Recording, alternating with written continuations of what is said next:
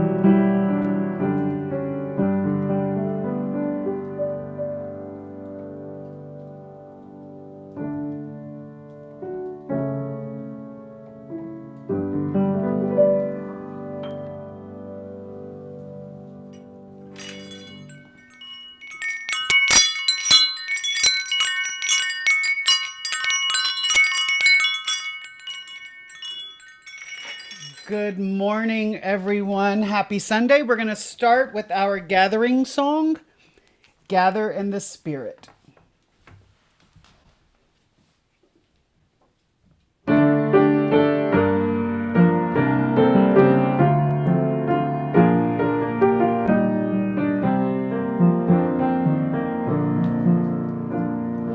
Gather the Spirit, harvest the power, our separate fires will kindle one flame. Witness the mystery of this hour, our trials in this light appear all the same. Gather in peace, gather in thanks, gather in sympathy now and then, gather in hope, compassion and strength, gather to celebrate once again. Gather the spirit of heart and mind, seeds for the sowing are laid in store, nurtured in love and conscience refined, with body and spirit united once more. Gather in peace, gather in thanks, gather in sympathy now and then, gather in hope, compassion and strength, gather to celebrate once again. Gather the spirit growing in all, drawn by the moon and fed by the sun, winter to spring and summer to fall, the chorus of life resounding as one. Gather in peace, gather in thanks, gather in sympathy now and then, gather in hope, compassion and strength, gather to celebrate once again.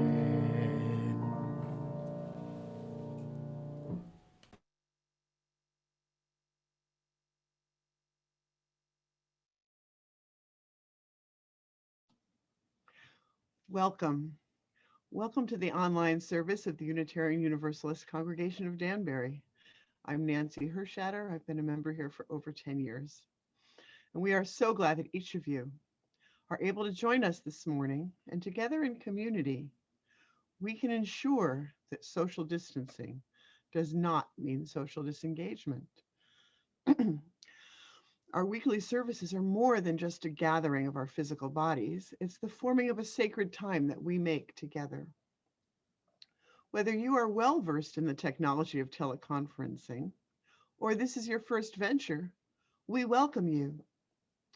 For those of you who are new among us, or reconnecting with fonder hearts, we invite you to introduce yourselves and where you're connecting from in the chat box as you are comfortable.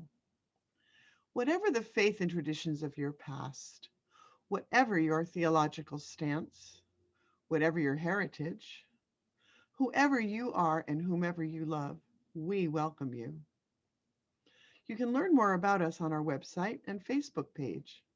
We encourage you to share our Facebook page and reach out to others who may be isolated at this time and could benefit from the spiritual connection with our loving community.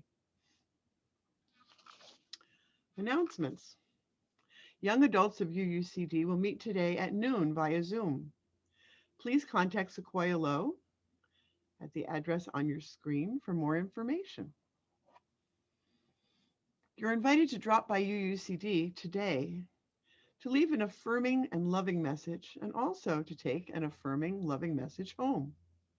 You can look in the smaller of the two storage boxes outside the fellowship hall for supplies to leave a message, and look on the chain hanging above the supply boxes for messages that others have left so you can take one home.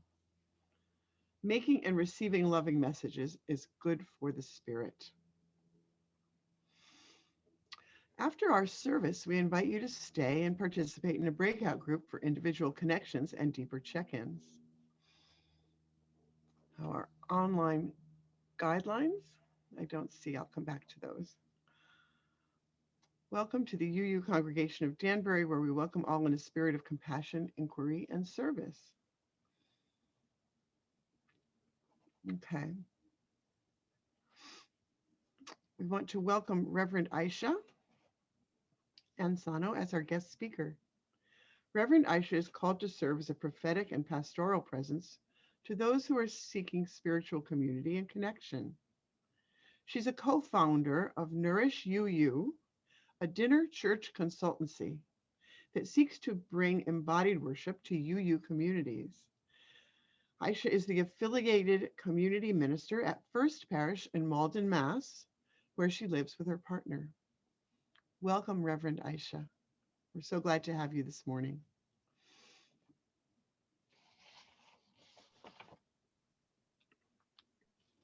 Thank you so much.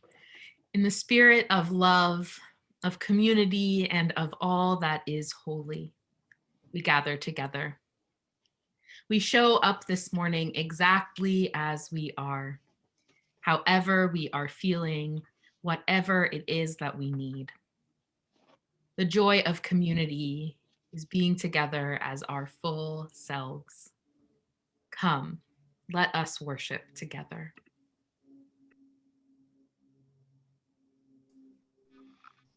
Good morning, everyone. Now is the time for our chalice lighting. I'm going to give you a moment to light your candle. I'm going to light mine, and then we will say our affirmation together.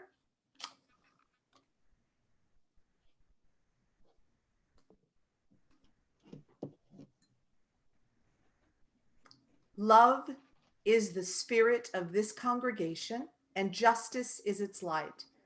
This is our covenant to dwell together in peace, to seek and speak the truth in love, to help one another and celebrate life.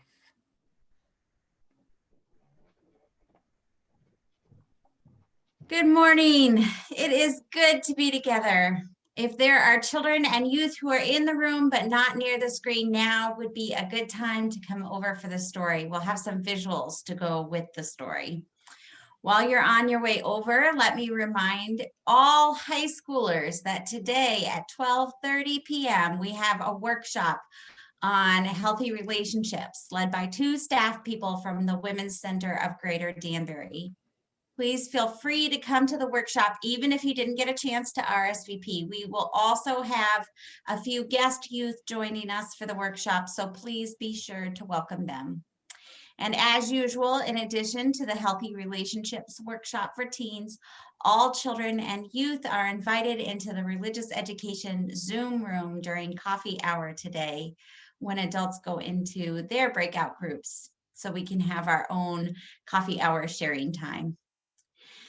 2 other things. If you have a mystery buddy, we are starting week 2 of our mystery buddy postcard exchanges this week. So don't forget to send out a postcard.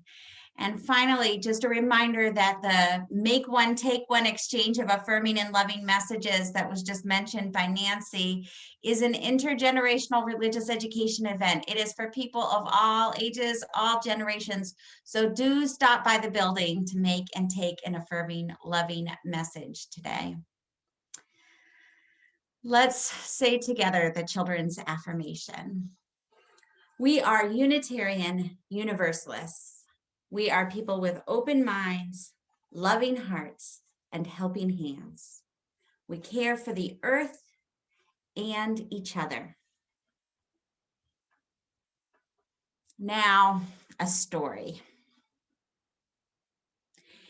It was the middle of winter, and the sun had grown very old. All year long, the sun had worked very hard, rising and setting day after day. All year long, the sun had fed everybody on earth, shining and shining, giving energy to the trees and the flowers and the grasses so they could grow and feed animals and birds and insects and people. All year, the sun's gravity held tight to the spinning ball of the earth and the twirling ball of the moon and the 8 other whirling planets as they traveled around and around and around until the sun was dizzy watching it all. Now the poor tired sun could barely make it up in the morning, and after a very short time needed to sleep again. So the days grew shorter and the nights grew longer until the day was so short it was hardly worth getting up for. Night felt sorry for the sun. "Come to my arms and rest, child," she said. "After all, I'm your mother. You were born out of my darkness billions of years ago, and you will return to me when all things end. Let me cradle you now as I shelter every galaxy and star in the universe." So night wrapped her great arms around the sun, and the night was very long indeed. "Why does the dark go on so long?" asked children all over the earth. "Won't the sun ever come back again?" "The sun is very tired," the old one said, "but maybe if you children say thank you for all the things the sun does for us, the light may return in the morning." The children sang songs to the sun. They thought about all the things the sun gave them. If you want, you can post in the chat some of the things you would thank the sun for. "Thank you for growing the lettuces and the corn and the rice and the wheat," they said. "Thank you for growing the trees of the forests and the seaweed in the oceans and the krill that feeds the whales. Thank you for stirring the air and making winds that bring the rain." Every time a child said thank you, the sun began to feel a little warmer, a little brighter. Wrapped safely in the arms of night, the sun grew younger and younger. At last, the children had to go to bed. We'll stay up late and wait for the sun to rise again, the old ones said. Can't we stay up too? The children asked. You can try, but you will get too sleepy, the old one said. But you can each light a candle because all fire is a spark of the sun's fire.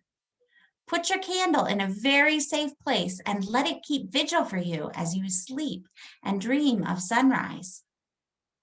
So the children lit their candles and put them in very safe places, and each flame was a little spark of the sun's fire.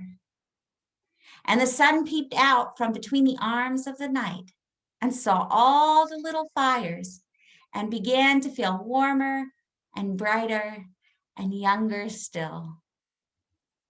Early in the morning, the old ones woke the children.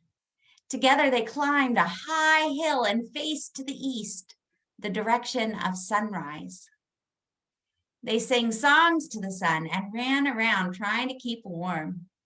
They waited and waited to see what the dawn would bring. The sky began to turn from black to indigo to blue.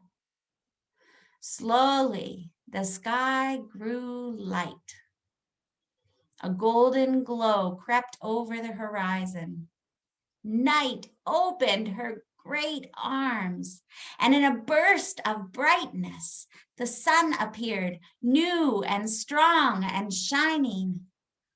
For in the long night, the sun had rested well and grown young from the songs and the thanks of the children, young as a brand new baby, born out of night once more. Everybody cheered and the children jumped up and down. The sun has returned, the sun is reborn, the people cried, and they danced and sang to celebrate the birth of a new day, and then went home to breakfast. So ends the story. Let us move now into a time of sharing and connection. Please share in the chat those personal milestones that are lifting up your spirit or weighing it down today. You may also wish to recognize the sharing of joys and sorrows by silently dropping a stone in a bowl or lighting a candle. Let us now share with one another.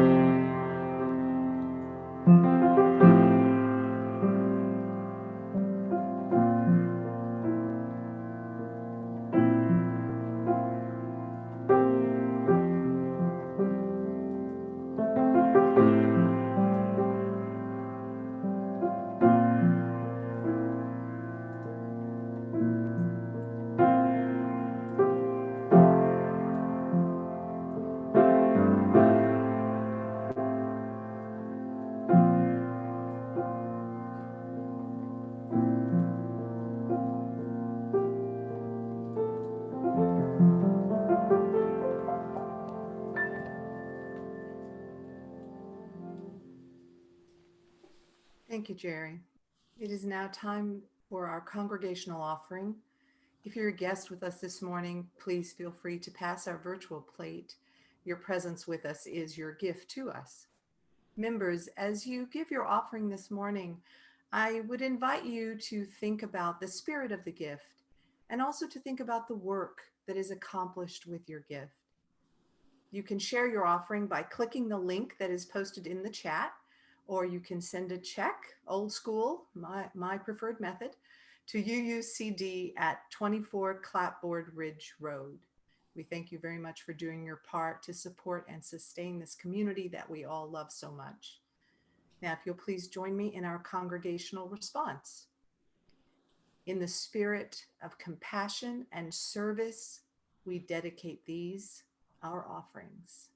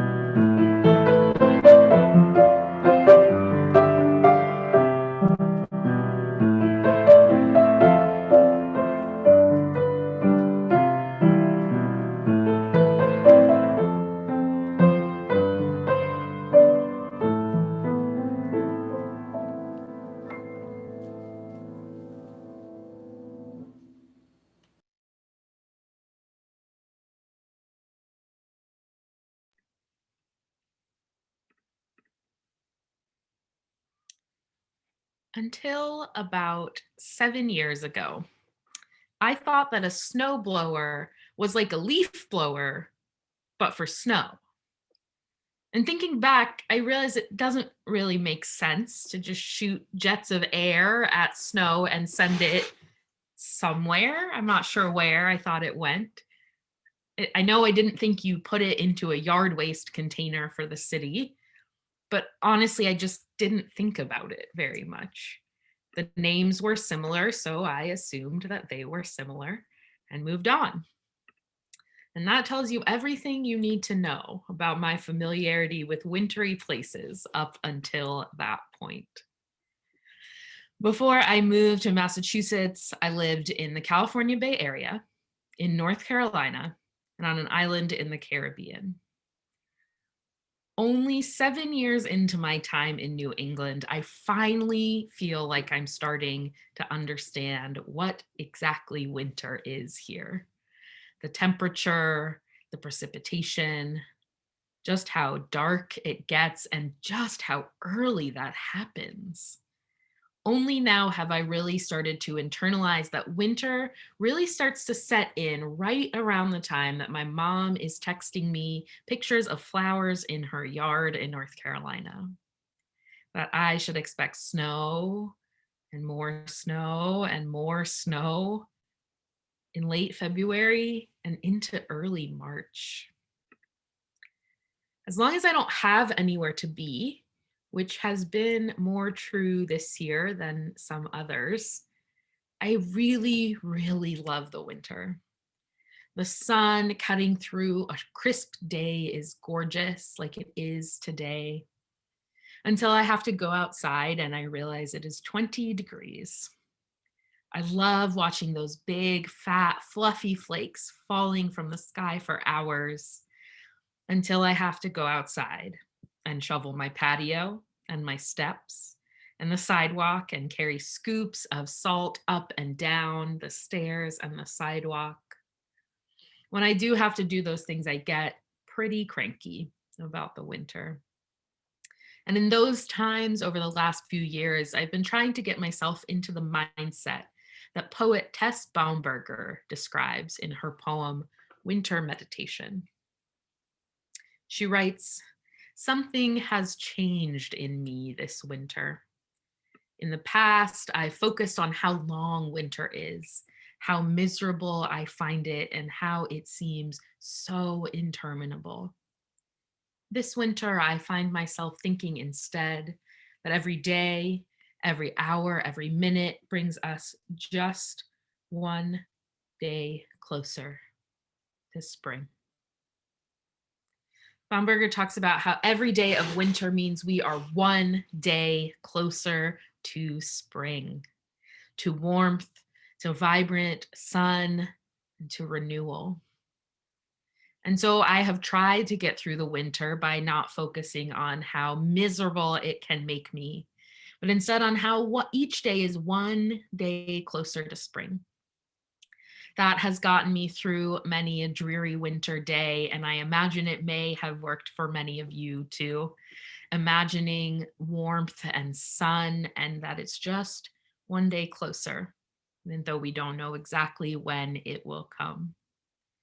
I can get lost in thought, imagining seeing those crocuses peeking their heads above the frosty ground for the first time, the trickles in the gutter as I know the snow starts to melt away, the enjoyment of that first day when I don't have to wear my snow boots or my coat, the time when I don't have to keep track of where every pair of gloves and every scarf and every hat is. It really does help me to think about the cycles of the seasons, to remember that spring is going to come. But this year in particular, I've also been learning to actually enjoy winter for its own sake, its own place in the cycle of seasons, not just because every day is one day closer to spring. Those crocuses that I can imagine peeking above the frosty ground, they don't just magically show up there. They're there now. They're waiting and growing and being nurtured, recycling their nutrients, gearing up until that moment when I finally get to see them. They need the winter. They need the dark and the cold this powerful time when they have so much work to do, repairing themselves, moving through another phase of life. The work they do in winter is different than what we expect, but they do what they need to do to get through to spring. And it's not just the flowers. We heard that wonderful story earlier about even the sun needing rest. Even the sun, after working so hard, gets tired from doing all the work and needs to snuggle up in the night for just a little bit. Winter is a time when things slow down, when things are taken care of until they're ready to come back. Some animals keep working through the winter. Some of them migrate to different places where it's warmer, and other animals hibernate, which means they slow their bodies down to conserve energy when it's harder to find food and sunlight. They get used to the cold, the dark, the winter, and they do what they need to do to keep moving. The natural world doesn't stop in the winter, but it slows down. Winter is not this big pause, but just one more piece in the cycle of seasons. And maybe this is all a little easier for me to understand this year because I'm not spending so much time outside in the winter. Maybe being able to spend more time looking out the window than wading through the snow has helped a bit. But I think also in general this year, I've just been reimagining a lot of things in my life, as I imagine many of you probably are. In the midst of everything being so strange, so hard, so different, I've been gaining new understandings of things I may have taken for granted in the past. So what might it be like for us to use winter in our lives, to do what we need to do? Last year, I was introduced to the NAP Ministry, which is a project of Tricia Hersey that started in 2016. Hersey describes the NAP Ministry as, quote, an organization that examines the liberating power of naps. And she says, quote, we believe rest is a form of resistance. It's a powerful reframing of the ways in which we think about work and busyness and rest. I follow the NAP Ministry on Instagram and Twitter. They post short reflections, interviews, graphics, all sorts of things. Whenever they show up in my feed, I stop and I read them. Even just following the account helps me to put a little moment of rest back into my day.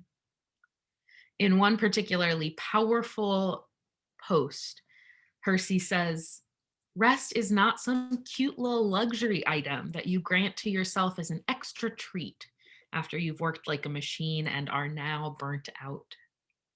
Rest is our path to liberation, a portal for healing, a human right. Rest as a human right is a powerful concept. And I think it can be a hard one to internalize, but it is so important. Rest doesn't just mean naps, and even Tricia Hersey at the NAP Ministry will tell you this. Rest is about taking time to slow down, to connect with yourself, with your body, and with other people. Praying can be rest. Lingering over a delicious meal can be rest.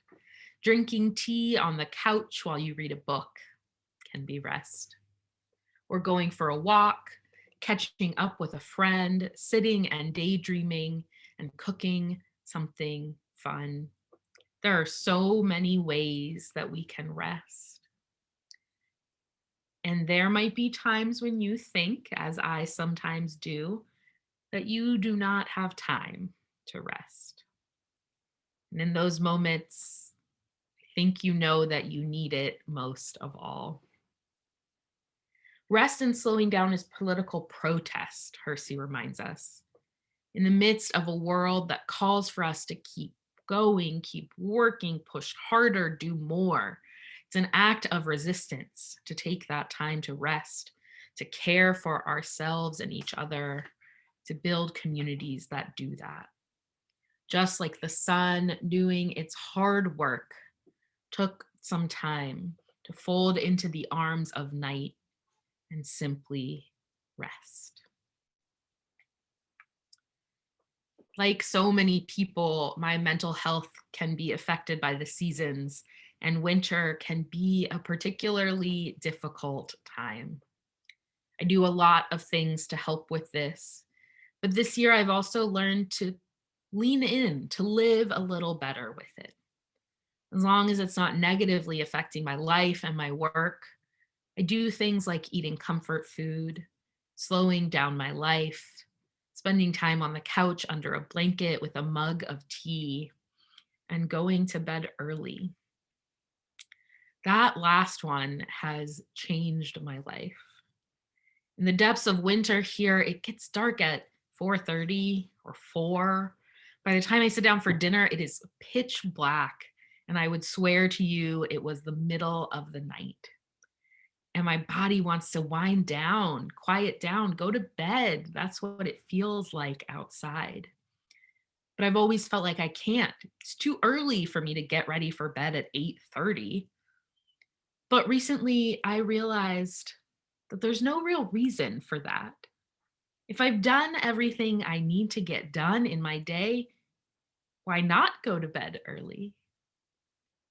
Really, the only reason that I don't is that it feels like I shouldn't, because it feels like this world is telling me to do more, to be productive, to use my time wisely.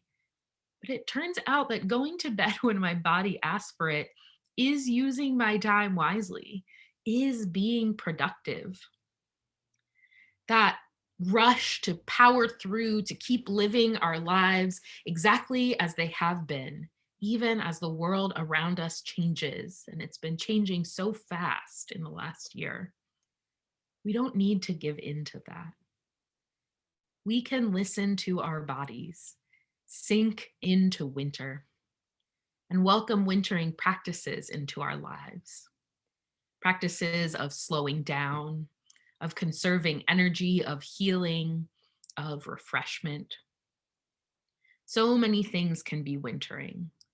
All the things you do to help you recuperate and rejuvenate, all the things that prepare you for the work of the next season, all the things that help you recover from the work of the last season.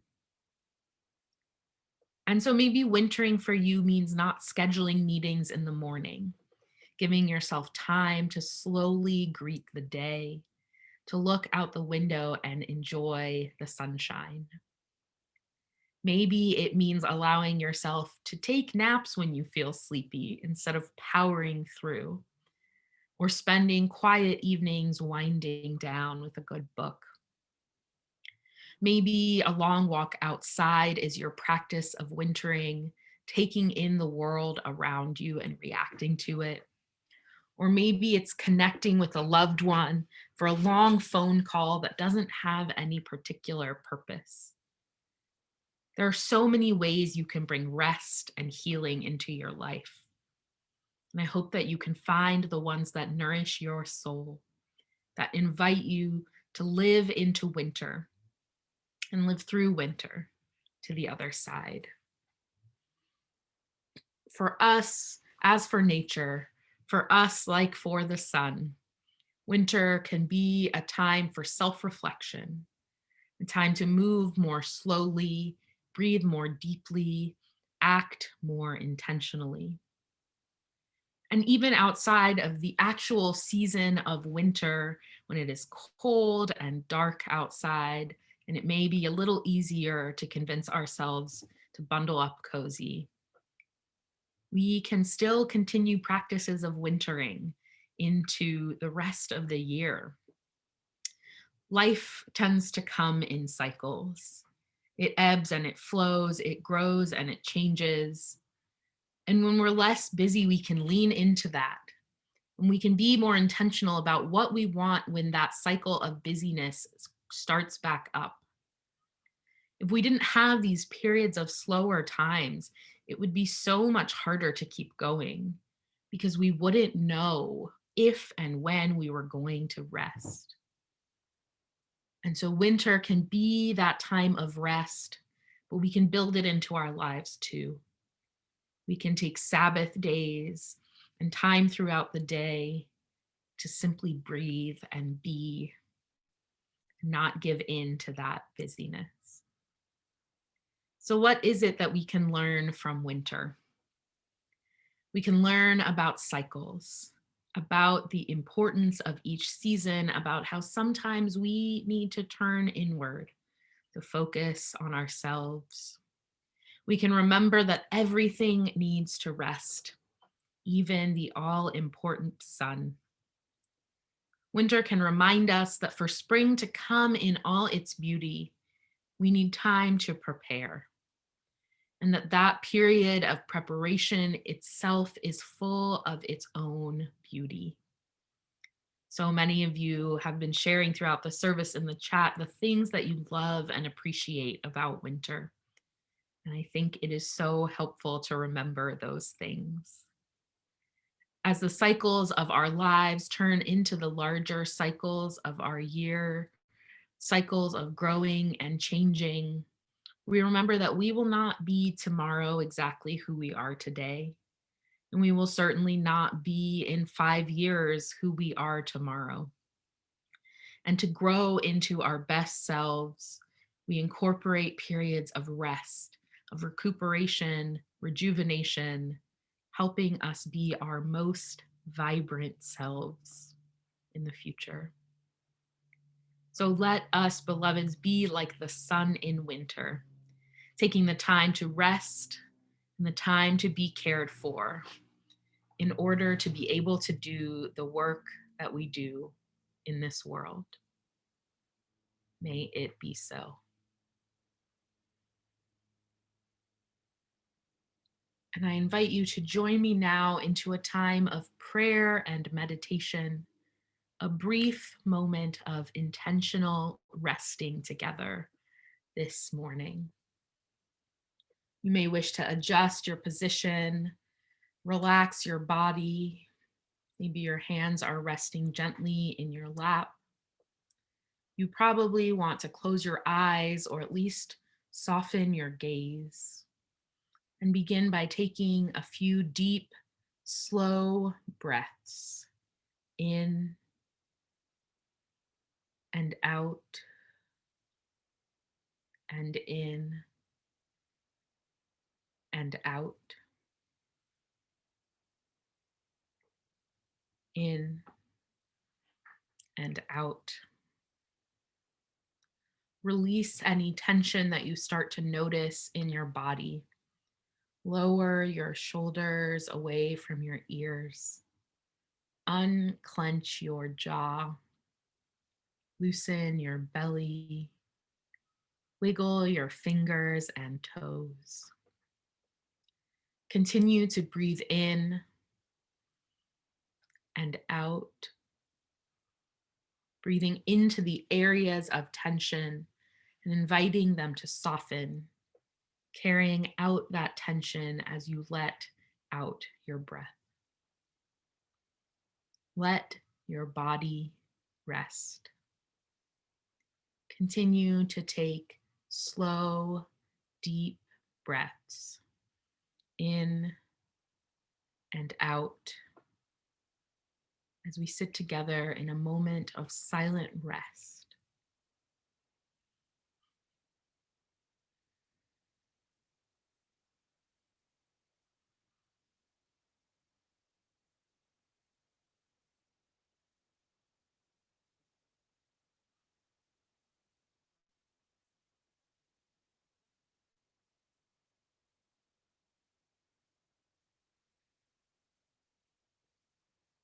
And as you continue to breathe deeply, bring yourself back to this time, this space, this community.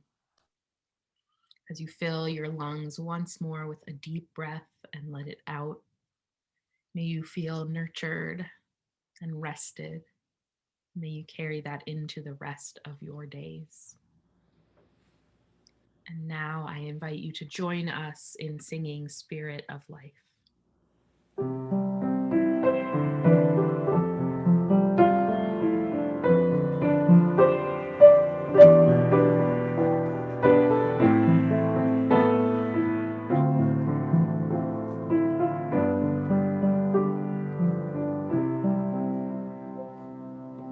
Spirit of life, come unto me. Sing in my heart all the stirrings of compassion. Blow in the wind, rise in the sea. Move in the hand, giving life the shape of justice. Roots hold me close, wings set me free. Spirit of life, come to me, come to me.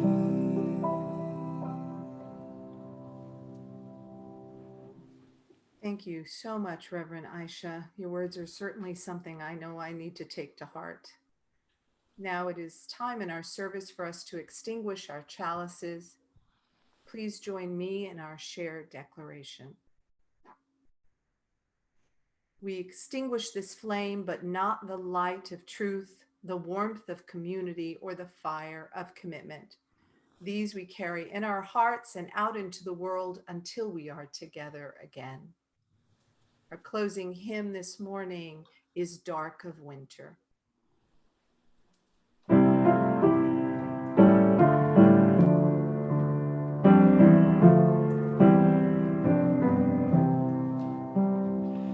Dark of winter, soft and still, your quiet calm surrounds me. Let my thoughts go where they will, ease my mind profoundly, and then my soul will sing a song, a blessed song of love eternal. Gentle darkness, soft and still, bring your quiet to me. Darkness, soothe my weary eyes, that I may see more clearly. When my heart with sorrow cries, comfort and caress me. And then my soul may hear a voice, a still small voice of love eternal. Darkness, when my fears arise, let your peace flow through me.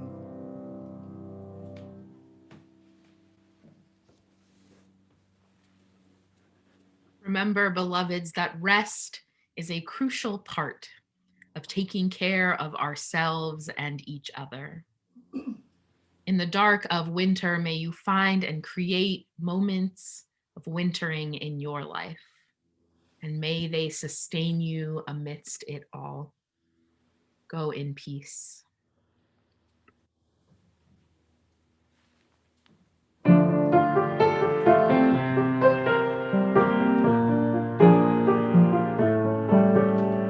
Time, time, time, see what's become of me. While I looked around for my possibilities, I was so hard to please. But look around, leaves are brown, and the sky is a hazy shade of winter. Hear the Salvation Army band.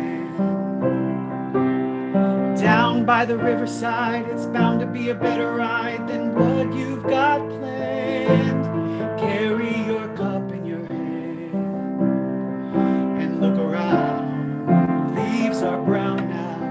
and the sky is a hazy shade of winter.